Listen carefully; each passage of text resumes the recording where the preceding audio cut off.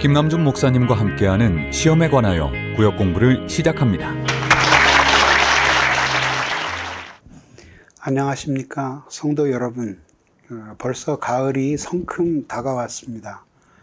햇빛은 따가워도 부는 바람이 시원하니까 산책하기에 참 좋은 계절입니다. 이 계절에 맞게 우리들이 새 책으로 공과 공부를 하게 되어서 정말 감사합니다. 그래서 오늘은 시험에 관하여 제2장 인내의 꽃을 피우라에 대해서 우리 공부하겠습니다. 먼저 우리 모든 구역 식구들이 함께 우리 야고보서 1장 4절의 본문을 같이 한번 소리내어서 읽어볼까요? 시작. 인내를 온전히 이루라. 이는 너희로 온전하고 구비하여 조금도 부족함이 없게 하려 함이라. 아멘. 구원받은 신자에게는 성령의 열매가 있습니다. 그래서 이런 성령의 열매를 성경이 9가지로 제시합니다. 그래서 희락과 사랑과 양선과 화평과 자비와 충성과 인내와 절제와 온유, 이렇죠. 신앙의 성화의 정도에 따라 이게 많아지고 커지는 사람이 있고 또 작고 얼마 되지 않는 사람이 있습니다. 그러나 이런 성령의 열매가 크기는 달라도 모든 신자들에게 있다는 것이죠. 그런데 이런 그 성령의 열매는 실제로 어떤 상황을 만나느냐에 따라서 이것들이 발휘가 되어야 되는 것이죠. 예를 들어서 비참하고 불쌍한 사람을 만났습니다. 그러면 당연히 자비라고 하는 이 성령의 열매가 작동을 하겠죠. 이제 은혜 생활을 많이 하고 열심히 예수를 믿어서 이게 자비가 커진 사람은 이제 더 많은 자비를 베풀고 그를 불쌍히 여기고 도와주겠죠. 근데 이게 거의 쪼그라들어서 얼마 안 되는 사람은 좀 무정한 사람이 되지 않겠어요? 자, 그렇게 놓고 보면 그 다음 다시 그림을 보시면 시험을 만났을 때 필요한 것은 무엇인가? 이 9가지 열매 모두 필요하지 않을 때가 없어요. 그런데 우선적으로 필요한 것은 인내라고 하는 성령의 열매예요. 그것이 바로 시험을 당했을 때에 그로 하여금 그 시험을 통해서 엎드러지거나 미끄러지지 않고 하나님 앞에 더욱더 진보한 믿음 생활을 할 수 있게 하는 원인이 된다. 이 말씀을 드리는 거예요. 자, 이렇게 놓고 보면 시험에 걸린 사람들은 모두 인내가 절실하게 필요하다. 이것을 먼저 우리가 전제해 놓고 나가겠습니다. 자, 그러면 인내가 무엇인가? 국어사전을 찾아보면 이렇게 나와요. 인내란 괴로움이나 어려움 따위를 참고 견디는 것이다. 이렇게 국어사전에 나와요. 그런데 이제 같은 단어라도 성경 속으로 들어올 때에는 의미가 좀 달라지는 거죠.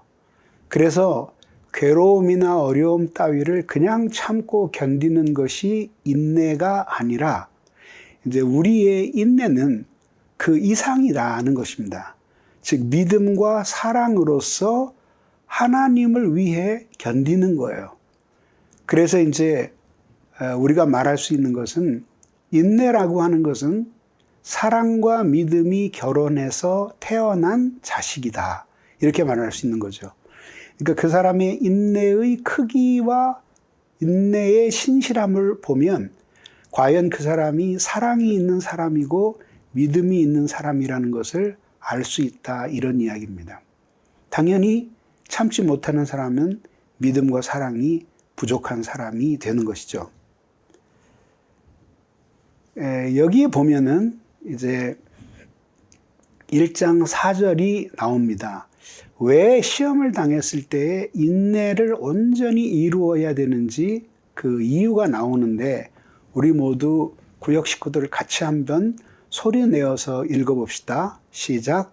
인내를 온전히 이루라.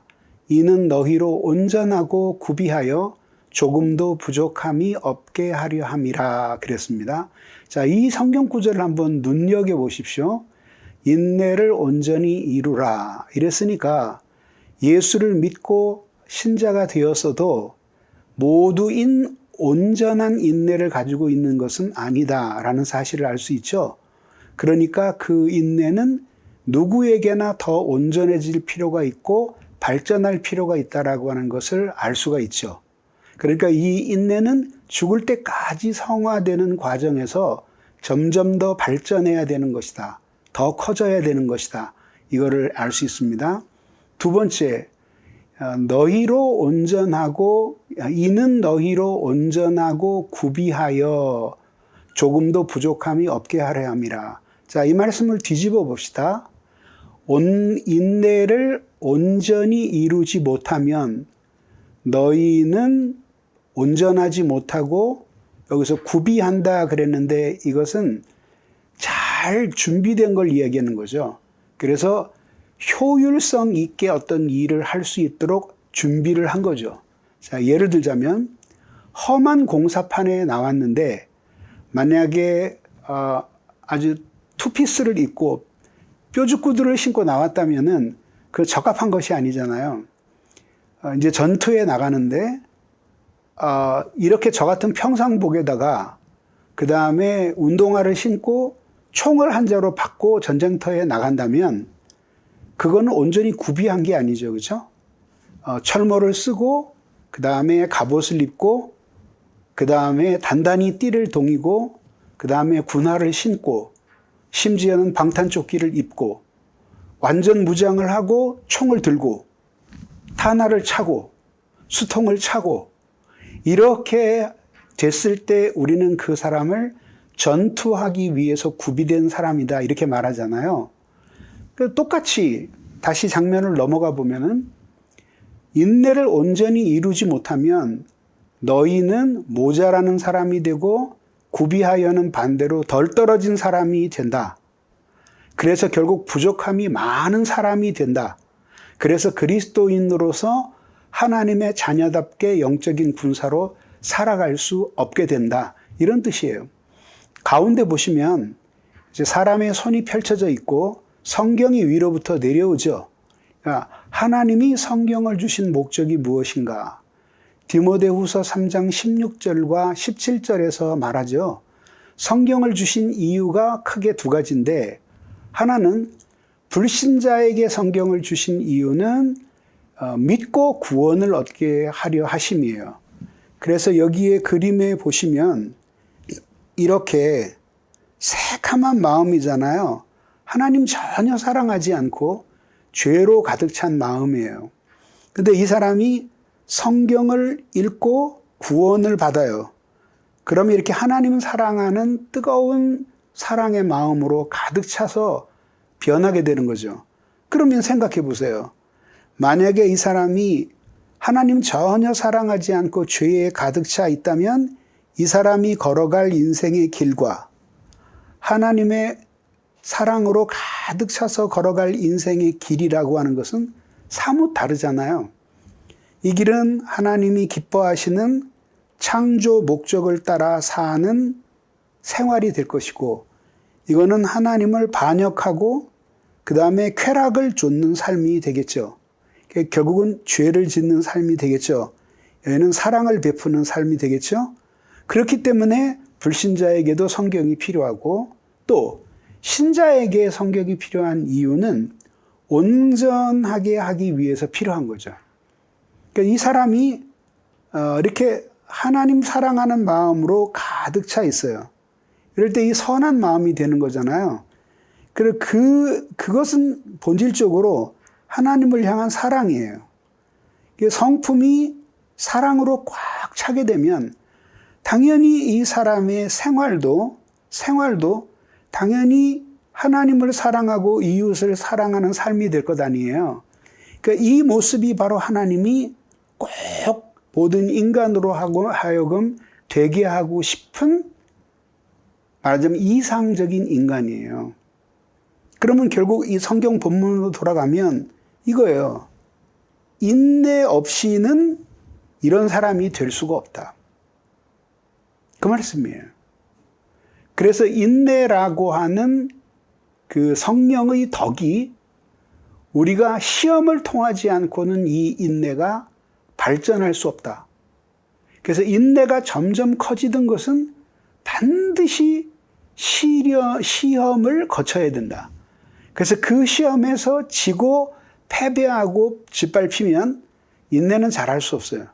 그런데 그 시험을 이기고 극복하고 슬기롭게 승리하면 예전보다 훨씬 더 강하고 큰 인내의 덕이 우리 안에 생기게 되는 거죠. 그 인내의 힘을 가지고 우리가 하나님을 사랑하고 이웃을 사랑하는 삶을 살 수 있는 것이에요. 여러분 한번 생각해 보세요. 뭐든지 선한 것을 해야 되겠다라고 마음을 먹으면은 즉시 엄청난 힘이 내 안에서 내 바깥에서 그렇게 하지 못하도록 방해한다는 사실을 여러분 알 수 있어요. 그러면 결국 이것은 우리에게 엄청난 일이거든요. 그러니까 결국은 어떻게 하든지 우리가 믿음에 있어서 성장한 사람, 발전한 사람이 되어야 한다는 사실을 우리가 의심 없이 깨달을 수 있는 것이죠. 그 다음 보시면 이제 이런 그림이 나와요. 자, 그러면서 이제 1장 4절이 나와요. 자, 같이 한번 읽어봅시다. 인내를 온전히 이루라. 이는 너희로 온전하고. 제일 먼저 인내를 하게 하는 이유는 아까 말씀드린 걸 다시 세부적으로 설명하는 거예요. 그것은 뭐냐 하면은 이제 온전한 인격을 위한 거예요. 뒤편으로 넘어가 보시면 이렇게 나왔잖아요. 그래서 여기에 보면은 성품이 있고 그다음에 생활이 있고 그랬잖아요. 그래서 이 성품을 먼저 설명을 하는 거예요. 이제 이 다음에 자 보세요. 자, 온전한 인격을 위하여. 그랬죠? 성품이라는 것은 결국은 인격이니까 하나님이 인간을 창조하실 때 하나님의 형상을 가지고 만드셔요. 그 형상은 우리의 170, 180 되는 우리의 키나 몸무게를 이야기하는 그 형상이 아니라 정신과 영혼이 하나님을 닮은 형상을 만드는 거예요. 근데 그게 죄 때문에 오염이 돼요. 그래서 이렇게 정신과 영혼이 원래의 기능을 할 수 없도록 이렇게 망가진 거죠. 궁극적으로는 이 죄가 이렇게 침투에 들어가서 그래서 우리의 정신과 영혼에 영향을 끼치므로 궁극적으로 이 사람이 가지고 있는 이 마음이 결국은 죄를 향해서 작동하게 만든 거예요. 그런데 많은 시험을 만날 때 그때 이렇게 인내하게 되면 그러면 하나님이 이제 이런 죄를 물러가게 하시고 이 정신과 영혼이 하나님의 사랑의 지배를 받게 해주시는 거죠. 이렇게 맑게 이렇게 하나님 사랑으로 지배가 되게 해주시는 거죠. 성화의 정도가 더하면 더할수록 이제 이 빨간 부분은 많아져 가는 거죠. 근데 그렇게 인격적으로 온전해져 갈 때에 그게 누구를 향하냐 하면 결국 예수 그리스도를 향하는 거예요. 왜냐하면 예수 그리스도의 인격은 모든 인간에게 그렇게 살기를 바라셨던 하나님이 원하셨던 그 표본을 예수 그리스도가 이 세상에 계실 때 보여주셨기 때문이에요. 자, 그럼 정리를 하면 결국 이렇게 되겠죠. 결국 우리가 그 시험을 만나는 것은 결국은 우리로 하여금 그 시험을 통해서 우리를 좀 더 온전한 사람을 만들고 또 온전하게 생활할 수 있는 사람을 만들어서 이 세상에서 하나님께 영광을 돌리는 신자들을 삼으시기 위해서 하나님이 시험을 허락하시는 것이다. 우리 이렇게 볼 수가 있는 것이죠. 자, 이렇게 보면 이제 구비하여 그랬습니다. 이거는 이제 생활을 가지고 이야기하는 거죠. 생활인데 구비하여 조금도 부족함이 없게 하려 함이라 그랬습니다. 여기 구비한다라는 이 말이 홀로클레로스라고 하는 뜻이고요. 클레로스는 목, 부분이에요.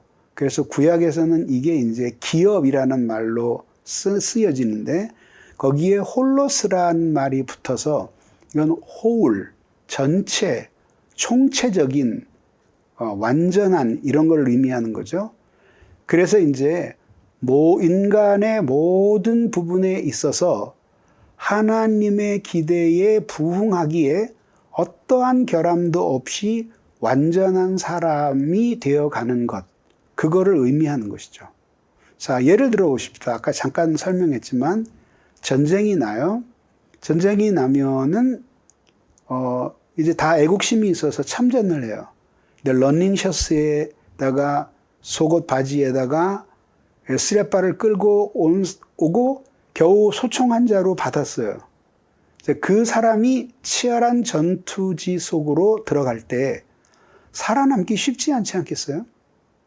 전쟁이 일어나면 당연히 완전히 철모를 쓰고, 그래서 혹시 탄환에 맞아도 결코 머리를 상하게 하지 않도록 보호하고, 당연히 이제 그 갑옷을 입고, 그리고 안에다가 방탄조끼를 입고, 그리고 어떤 풀숲도 헤쳐나갈 수 있는 군화를 신고 각반을 메고, 그리고 그 다음에 수류탄을 달고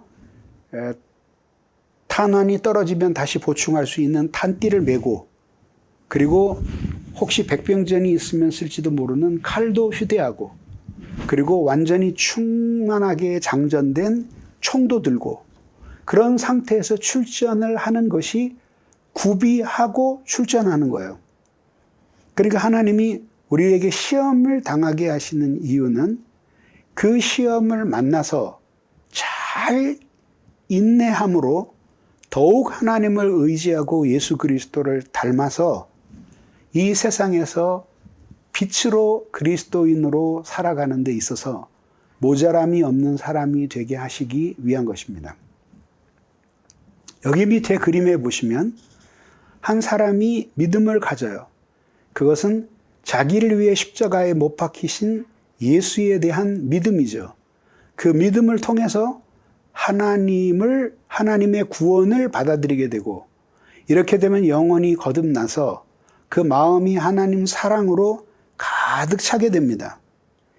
이렇게 될 때에 이 하나님의 사랑이 가득 찬 마음은 최고선을 추구해요. 그러니까 부분적으로만 선한 것이 아니라 어떤 사람이 혜택을 보면 그 혜택 때문에 다른 사람들은 손해를 봐야 하는 그런 것이 아니라 최고의 선, 모든 사람이 그 선 안에서 그 선을 지향할 때에 가장 행복하고 평안한 상태가 될 수 있는 그 최고의 선을 향하게 되는 거죠. 그러면 이제 사랑으로 가득 찬 마음으로 이렇게 넘어져 있는 불쌍한 사람을 일으켜 세울 수 있는 그러한 구비된 사람이 되는 거죠. 그러니까 시험을 당한 적이 없고, 혹은 당했어도 인내함으로 그 인내를 발전시킨 적이 없는 사람은 당연히 사랑이 부족하게 되고, 그러면 이렇게 넘어져 있는 사람을 이렇게 일으켜 세울 수 있는 사랑의 마음이 안 생기는 것이죠. 그러니까 인내도 결국은 하나님의 사랑과 밀접한 관계를 가지고, 그 사랑이 크면 인내도 크고, 그 다음에 사랑이 작으면 인내도 작아지는 것이다. 우리 이렇게 이해할 수가 있는 것입니다. 자, 이것을 이제 시편 66편 10절에서 아주 잘 예로 들었어요. 우리 한번 같이 큰 소리로 읽어보실까요? 시작. 하나님이여, 주께서 우리를 시험하시되 우리 단련하시기를 은을 단련함과 같이 하셨으며 라고 하였습니다. 여기에 보면 이제 한 사람이 있습니다. 한 사람이 있는데 이제 이 옆에는 이제 용광로예요. 용광로가 나와요. 그러면 이제 이거는 이제 광학에 관한 건데요. 이제는 기술이 많이 발전했기 때문에 예전보다도 훨씬 더 쉬운 방법으로 금을 추출해냅니다. 그래서 이제 세계에서 제일 그 큰 광산에서 채취하는 게 매년 금 24톤 정도가 된다고 하니까 엄청난 거죠, 그죠? 그런데 이제 금이 이렇게 금덩어리째 지하에 있는 경우가 있어요. 근데 매우 희귀해요. 이거는 그 금 자체의 성분만 퇴적의 작용 때문에 모여서 그게 오랜 세월 압력을 받으면서 금띠가 형성이 된 거예요. 그러니까 금 덩어리가 골드 바가 그냥 한 지층이 되어서 깔려 있는 거라고 보면 되는 거죠. 그걸 사람들이 노터치, 건드리지 마라 해서 노다지라고 불렀어요. 근데 이런 것이 발견되는 건 매우 희귀하고요. 대부분 이제 광물 지질 조사를 하면 무슨 성분이 거기 많이 있나를 검사를 하게 됩니다. 그러면은 이제 여기는 다른 데 비해서 금의 함유량이 뛰어나게 많다 하면 거기에 금물채구라는 광산을 세우게 되는 거죠. 이제 지금은 지하로 한없이 파고 내려가지만 예전에는 이제 그 정도 과학이 발전되지 않았을 때는 수평으로 파고 들어가면서 이제 그 광석을 지게로 실어 날르는 거예요. 실어 날라온 그 광석은 당연히 돌멩이 덩어리죠. 근데 거기에 아주 조금씩 금이 섞여 있는 거예요. 그리고 그걸 어떻게 하냐면 그걸 빻아요. 방아 같은 걸로 빻습니다. 충격을 주어서 그 광석 덩어리를 거의 굵은 모래 수준으로 빻는 거예요. 그렇게 하고 난 다음에 그것을 불에다가 계속 씻어요. 그러면 수리의 작용에 의해서 질량이 가벼운 것은 멀리 떠내려가고 질량이 무거운 것은 물을 흘려보내도 바로 그 앞에 있을 거 아니에요. 이런 작업을 계속해서 금이 한쪽에 모이게 하는 거죠. 근데 그걸 다 모았는데, 그래서 여러분도 아마 시내가 같은 데 가보면은 반짝이는 금빛 그 쪼가리들이 있는 거를 발견하신 적이 있을 거예요. 그죠? 근데 그런 것들을 모은다고 생각하시면 돼요. 근데 그걸 가지고는 금붙이로서는 쓸 수가 없으니까 그거를 이제 이 그림에 나오는 것처럼 용광로에다 집어넣어요. 그러니까 이제 유리는 한 650도에 녹고 쇠는 1250도에 녹으니까 아마 금은 쇠보다는 아마 덜한 그 온도에도 녹을 거예요. 어쨌든 거기다가 불을 뗍니다. 이렇게 장작불 같은 걸로는 안 되고 이렇게 코우크스 같은 그런 아주 강력한 열을 내는 그런 그 고열을 내는 연료를 때웁니다. 지금은 다 전기로 하죠. 그러면 그게 삽시간에 막 1000도가 넘게 올라가는 거예요. 그러면 거기서 대부분의 물질은 이제 다 녹아버리는 거죠. 녹아버리고 나면은 그 다음에 어떻게 비중이 각기 다르니까 이게 재료 분리가 일어나게 되는 거죠. 그래서 금은 금대로 모이게 되죠. 그래서 금 있는 부분을 잘라내고 나머지는 버리고 그거를 다시 한번 또 하는 거예요. 그거를 여러 번 반복하면 반복할수록 순도 100%에 가까운 금이 나오는 거죠. 그래서 그거를 이제 100이라고는 말을 못하고 99.99%의 순도를 가진 금을 우리는 그냥 대충 순금이라고 불러요. 그렇지 않은 금들은 18금, 14금 등등으로 분류되면서 그거는 값어치가 적고 순금이야말로 그야말로 가장 비싸고 그리고 변하지 않는 금이 되는 것이죠. 자, 그것이 바로 여기에 나오는 단련하다라고 하는 단어예요. 이게 히브리어로 짜라프인데 이게 연단하다. 용광로에서 이렇게 달구어서 금과 다른 광물질들을 분리해내는 거다. 이런 얘기예요. 이쪽 그림으로 와보면 한 사람이 하나님을 사랑하기는 해요. 근데 마음에 검은 부분들이 많아요. 이 검은 부분은 결국 자기 사랑이고 그 다음에 또 자기 사랑의 연장이라고 할 수 있는 세상 사랑이에요. 이런 것들로 가득 차 있다가 시험을 만나요. 그러면 이게 불이 되어서 여기에 있는 이 사람의 이 심장을 이 불 속에서 말하자면은 태우는 거예요. 그렇게 비유를 들면 딱 좋아요. 그래서 이제 이렇게 검게 되어 있는 이 부분이 태워서 그래서 이 검은 부분을 분리해내고 그 다음에 이 빨간 부분만 남게 해서 그래서 결국은 하나님 사랑으로 충만한 사람이 되게 하는 거죠. 그래서 하나님이여 주께서 우리를 시험하시되 우리를 단련하기를 은단련함과 같이 하였으며 라고 했는데 이건 9번이라고 성경에 나와요. 근데 사실 이것은 상징적인 것이고 이것은 무수히 많이 반복해서 함으로써 이게 단련된 은과 단련되지 않은 은은 여기에 이렇게 그 실버 바가 있다면 이렇게 있고 여기에 이렇게 실버 바가 있다면은 이거는 싸구려예요, 싸구려. 근데 이거는 아주 엄청 비싼 가격에 팔리는 거죠. 순은이니까. 순은. 그렇게 하나님이 우리를 변화시켜 나가기 위해서 하나님의 큰 섭리 속에서 우리에게 시험을 주신다라고 하는 거죠. 이제 이 시험이 결국은 유혹의 시험이 있고 시련의 시험이 있는 거예요. 그래서 어떤 것들은 우리들이 죄에 이끌려서 유혹을 당하기도 하고 어떤 것은 죄와 상관없이 우리들이 시련을 당하기도 하는 거죠. 혹은 죄가 있어도 그것을 믿음으로 극복해내면서 유혹에 빠지는 대신 그 부단한 싸움을 통해서 우리들이 시련을 겪게 되는 거죠. 이걸 통틀어서 시험이라고 부르는 거예요. 이제 이해하실 수 있겠죠, 그죠? 하나님이 우리 대충 있는 우리를 온전한 사랑의 사람이 되게 하기 위해서 이렇게 연단하시는 것입니다. 여기에 그림에 나오는 사람은 여러분들이 잘 아는 헬렌 켈러예요. 생후 19개월에 뇌수막염이 걸려서 볼 수도 없고 들을 수도 없는 사람이 돼요.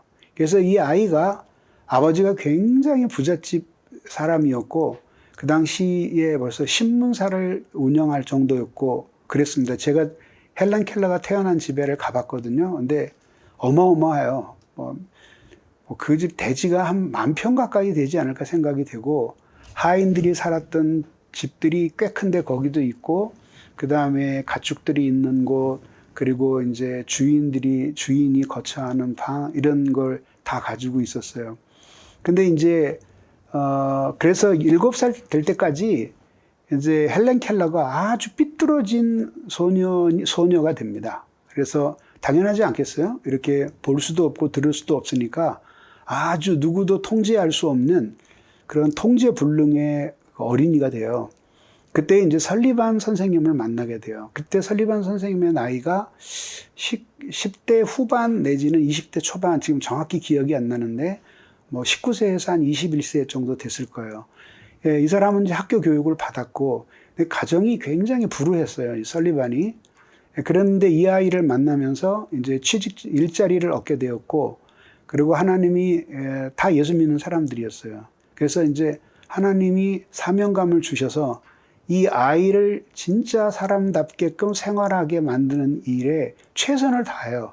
그리고 그 집안에서도 이 설리반 선생님을 아주 인격적으로 훌륭하게 대접을 해줬다 그래요. 자, 그러니까 이제 본 적도 없으니까 또 듣지도 못하니까 이제 언어를 배우는 게 문제잖아요. 그죠? 그래가지고 이제 그 유명한 실연식 교육을 하게 돼요.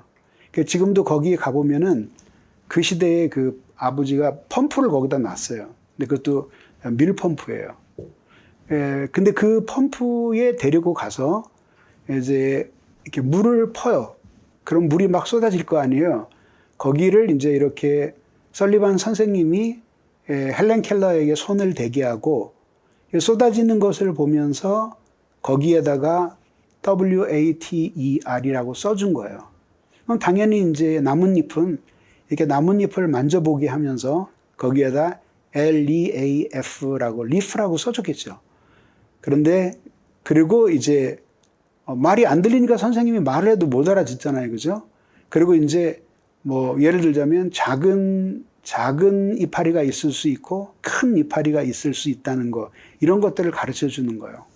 그래서 결국 설리반 선생의 도움으로 레드클리프 대학을 졸업하게 돼요. 근데 이게 하버드예요, 하버드. 그래서 예를 들면 옥스퍼드 대학 안에 작은 단과 대학들이 있어서, 그래서 거기에 뭐 킹스 칼리지, 그다음에 막달라 마리아죠. 막달린 대학교, 이렇게 있듯이 이제 그 하버드 안에 있는 그 학교를 졸업을 하게 되는 거죠. 굉장한 거죠. 엄청난 거죠. 그리고 일생을 사회 운동가로 활동해요. 근데 그 2층을 보고 1층으로 이렇게 내려오는데, 거기에 이 벽 쪽에 이 사람의 초상화가 그려져 있고, 이 밑에 성경 구절이 영어로 기록되어 있었는데, 헬렌 켈러가 보지도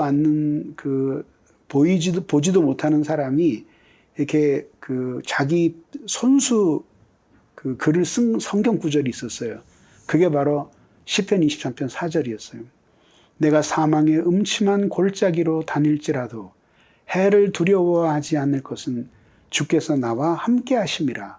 주의 지팡이와 막대기가 나를 안위하시나이다. 라고 썼어요. 그리고 이제 이분은 88세를 일기로 하나님 나라로 가게 됩니다.